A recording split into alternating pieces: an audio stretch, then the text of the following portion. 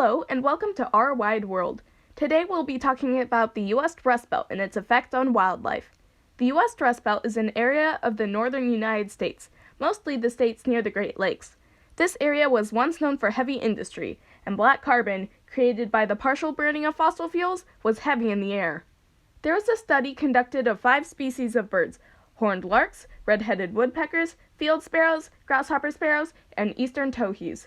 The side-by-side comparison of birds from early to late 1900s is shocking.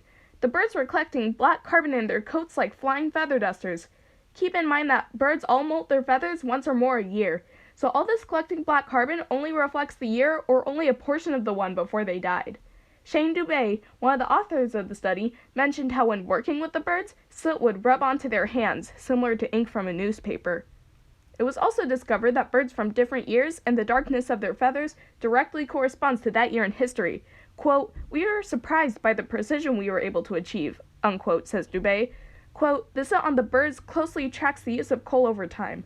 During the Great Depression, there's a sharp drop in black carbon on the birds because coal consumption dropped. Once we saw that, it clicked," unquote. It was shown that the amount of soot rose again near World War II and quickly dropped down after the war. Because of this, we know that humans were the direct cause of the birds' darkened coats. Quote, "The fact that more recent birds are cleaner doesn't mean we're in the clear," unquote, Dubé notes.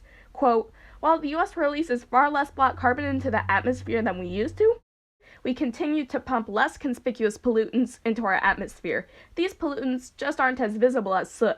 Plus, many people around the world still experience soot-choked air in their cities. We know black carbon is a powerful agent of climate change, and at the turn of the century, black carbon levels were worse than previously thought. I hope that these results will help climate and atmospheric scientists better understand the effect of black carbon on the climate," unquote. Me too, Dubé. Me too. While there's not much we can do about black carbon, we can try our best to stop contributing to air pollution by some of the ways listed, and of course, many other ways. So please, show our world a little love.